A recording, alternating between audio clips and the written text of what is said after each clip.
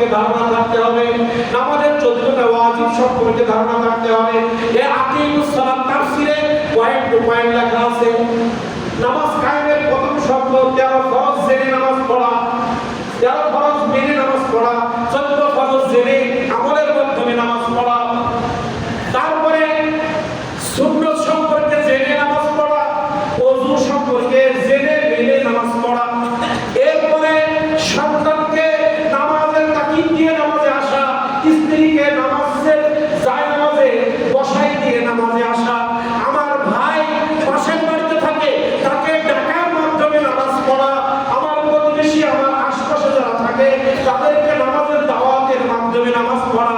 এই যে সব কিছু এবং নামাজের জন্য সুন্দর একটি পরিবেশ, মসজিদ, সুন্দর মসজিদ নির্মাণ এবং মসজিদ পরিচালনার সৌন্দর্য তৈরি করার মাধ্যমে নামাজ কায়েম।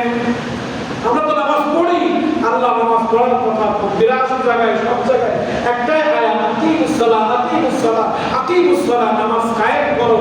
আমরা নামাজ কায়েম করতে পারি না, এজন্য আমরা জামাত ফেল করি। আমরা নামাজ কায়েমে অংশগ্রহণ করি নাই, যদি স্ত্রী পড়ে না, সন্তান পড়ে না, প্রতিবেশীও পড়ে না, আমরাও পড়ি নাই, কারণ আমরা তো নামাজ কায়েমটাই বুঝতে পারি না এখনো। নামাজ কায়েম যখন হবে, ওই এলাকায় কাফেররা আক্রমণ করতে পারবে না।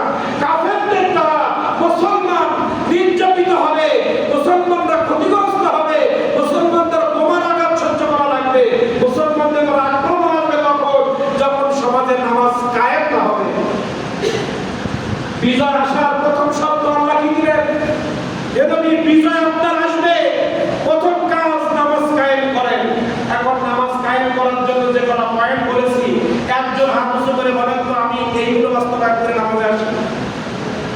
নামাজ কায়েম করতে গেলে কি লাগবে? ওযু সুন্দর লাগবে। 13টা ফরজ দাঁড়ায় বলেন তো একজন 13টা ফরজ কি কি? 13টা ফরজের যে কোনো একটা যদি আপনার মধ্যে না থাকে, আপনার নামাজই হবে না। 14টা ওয়াজিব যদি আপনার মধ্যে না থাকে, নামাজ হবে না। সুন্নাত যদি না থাকে, নামাজ পড়বেন কবুল হবে না। 3টা জিনিস লাগবে। ফরজ যদি আপনার ভুল হয়, নামাজ টোটালি নষ্ট। ওয়াজিব যদি হয়, সৌসিদার মাধ্যমে হবে, সৌসিদার আগে নামাজ বাতিল। আর সুন্নতি পদ্ধতিতে নামাজ না পড়লে নামাজ কবুল হবে না। তাহলে ফরজ আছে আপনার আমার, ওয়াজিবও আপনার আমার আছে, কিন্তু সুন্নতি তরিকায় নামাজ পড়ি না। মাথায় টুপি নাই, কি মাথায় টুপি নাই, রুকু সিজদায় একটু দেরি করছি না, সুবহানাল্লাহ আহাদের ঠিক মতো করছি না, এরকম করে নামাজ পড়ছে না, কবুল হবে না। তো সুন্নাত পদ্ধতি, ওয়াজিব, ফরজ জেনে নামাজ পড়া নামাজ কায়েমের অংশ। সন্তানকে নামাজের তাকিদ দেওয়া নামাজ কায়েমের অংশ। আপনি আমি নামাজ পড়ছি কিন্তু আমার স্ত্রী পড়ে না, আমি নামাজ কায়েম, আমি নামাজ পড়ি, পড়লে কবুল হবে না, কায়েম করলে নামাজ কবুল হবে। আপনার আমার সন্তান কোথায় আছে আমি জানি না, আমি মসজিদে আসছি, আপনি আমি নামাজ কায়েম করি নাই, নামাজ পড়তে আসছি। আমার প্রতিবেশী, আমি আসতেছি, সব চার দোকানে বসে আছে, একবার আমি ডাকলাম না, আমি নামাজ পড়তে এসেছি, কায়েমের জন্য আসি নাই। একবার যদি ডেকে আসলাম, তাহলে আমার নামটা নামাজ কায়েমের খাতায় থাকতো। নামাজ কায়েম কি নিজে একা পড়লে হবে? মসজিদে মাসিক চাঁদা দেওয়া নামাজ কায়েম, মসজিদে ধান দেওয়া নামাজ কায়েম, মসজিদে চাল দেওয়া নামাজ কায়েম, মসজিদের বেতন নামাজ কায়েম, ইমামের বেতন নামাজ কায়েম, মসজিদে আযান নামাজ কায়েম, মসজিদে বয়ান নামাজ কায়েম, মসজিদে ঝাড়ু নামাজ কায়েম, মসজিদে ওযুখানা পরিষ্কার নামাজ কায়েম, মসজিদের বাথরুম পরিষ্কার নামাজ কায়েম। মসজিদের কোনো একটা ত্রুটি হলে নামাজ কায়েমের থেকে নাম শুনে যাবে। কারণ নামাজ কায়েম সবথেকে গুরুত্বপূর্ণ একটা পয়েন্ট বলছি, ঐক্যবদ্ধ হয়ে কাতারবদ্ধ নামাজ পড়া নামাজ কায়েম। এখন সব মুসল্লি যদি না আসে, কাতারবদ্ধ হবে?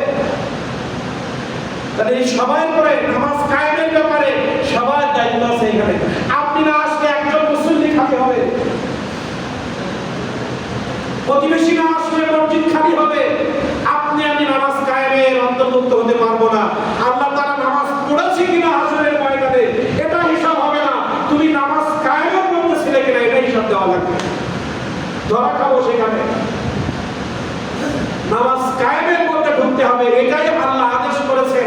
মুসলমানদের বিজয় আসবে, মুসলমান ব্যক্তিগত উপকৃত হবে, সামাজিকভাবে উপকৃত হবে, রাষ্ট্রীয়ভাবে উপকৃত হবে, আন্তর্জাতিকভাবে উপকৃত হবে যে মুসলিম নামাজ কায়েমের মধ্যে ঢুকতে পারবে।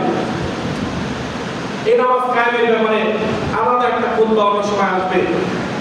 তিনি মক্কায় থেকে মদিনায় যখন রাসূল বিদায় নিচ্ছেন মক্কা থেকে কাফেরদের অত্যাচারে, তখন আল্লাহ কিছু সবক দিলেন। মদিনায় গিয়ে কাজগুলো করেন, বিজয় আসবে। এই কাজগুলো করার পরে বিজয় এসেছিল, এখানে সব আছে। তাহলে আকিমুস সালাত, নামাজ কায়েম করবেন কোন কোন সময় সেটা আল্লাহ বলে দিলেন। লিদুলুকি শামস, সূর্য ঢলে পড়ার সময় থেকে নামাজ শুরু করেন। মাঝখান থেকে, মাঝখানে সূর্য যখন আসবে হারাম নামাজ পড়া। মাঝখান থেকে যখন পশ্চিম দিকে হালকা হেলা শুরু করবে, আপনি তখন থেকে নামাজ কায়েম শুরু করবেন। কোন পর্যন্ত? ইলা ওয়াসাকিল লাইল, রাত যখন গভীর অন্ধকার না হয়, ওই গভীর অন্ধকার পর্যন্ত নামাজ কায়েম করেন। তা এই সূর্য হারার পরে যোহর পড়ি না আমরা, এই নামাজ কিন্তু এভাবে আসছে। প্রথম আয়াতের অংশের মধ্যে সূর্য পশ্চিম দিকে মাঝখান থেকে একটু যখন কাত হবে, তখন নামাজ কায়েম শুরু হবে যোহর। আর অন্ধকার পর্যন্ত এর মধ্যে আসর আছে, মাগরিব আসে, লাস্টে অন্ধকার ঈশা দিয়ে শেষ। এই আয়াতের মাধ্যমে যোহর থেকে ঈশা আল্লাহ বুঝাই দিলেন। এই আয়াত বাস্তবায়ন করতে গিয়ে আল্লাহ রাসূল যোহর আবিষ্কার করলেন, আসর আবিষ্কার করলেন, মাগরিব আবিষ্কার করলেন, ঈশা আবিষ্কার করলেন। এরপরে এখনো ফজর আবিষ্কার হয় নাই। এই আয়াতের শেষে আল্লাহ তাআলা বললেন ওয়াকুরআনাল ফজর, ফজর ভোরটা আপনি কোরআন তেলাওয়াত করেন। এই কোরআন তেলাওয়াত করতে গিয়ে ফজরের নামাজ আবিষ্কার হলো। রাসূল সাল্লাল্লাহু আলাইহি ওয়াসাল্লাম মুসল্লিদেরকে নিয়ে ফজরের নামাজ শুরু করে দিলেন। ওয়াক্ত হয়ে গেল ফজর, ফজরের জামাত চালু হয়ে গেল। এই একটা আয়াতের মধ্যে 5 ওয়াক্ত নামাজ আল্লাহ তাআলা আমাদের কায়েম করতে বলেছেন। 5 ওয়াক্ত নামাজ আল্লাহ পড়তে বলে নাই, কায়েম করতে বলেছেন। 5 ওয়াক্ত নামাজ কায়েম করার জন্য মুয়াজ্জিন লাগবে, ইমাম লাগবে, খাদেম লাগবে, মুসল্লি লাগবে, ঠিক মসজিদ লাগবে। লাগবে না? মসজিদ না হলে নামাজ কায়েম হবে? ইমাম না হলে? ভালো ইমাম লাগবে কিনা? ভালো মসজিদ লাগবে কিনা?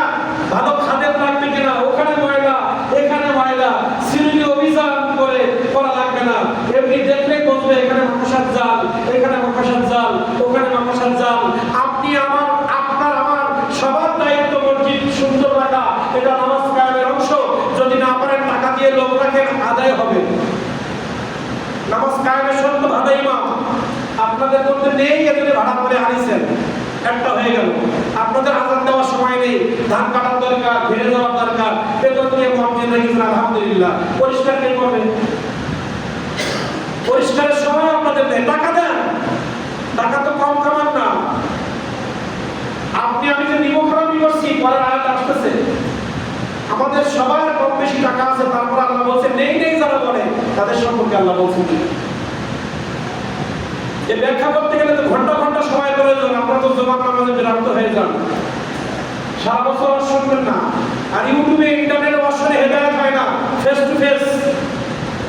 রাসূল সাল্লাল্লাহু আলাইহি ওয়াসাল্লাম সাহাবীদেরকে ফেস টু ফেস কোরআনের কথা শোনাতেন। এখানে যতটা জজবা, এখানে যতটা মনের অনুভূতি হবে, ইন্টারনেটে হবে না। এখানে আপনার মুভমেন্ট, আপনার মাইন্ড, পঞ্চ ইন্দ্রিয় সব এখানে আছে। আর আপনি যখন ইউটিউবে শোনেন, কোনো সময় ইউটিউবে ওয়াজ শুনতেছেন, সাহেব ওই কাপের মধ্যে সিডি গুনতেছেন, ওয়াজ শুনতেছেন, হবে? ওয়াজ শুনতেছেন, পাশে আরেকজনের সাথে গল্প করছেন, হবে? ওয়াজ শুনতেছেন, ঘুমিয়ে গেছেন, ওয়াজ চলতেছে, ওয়াজ শুনতেছেন, ধান কাটতেছেন, হবে? মনোযোগ আছে?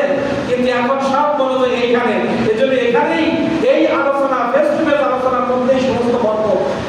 কিন্তু আমরা দুইটা বিষয় এখানে আসতে আমরা সময় দিতে চাই না। তাও সবাই ব্যস্ত থাকতে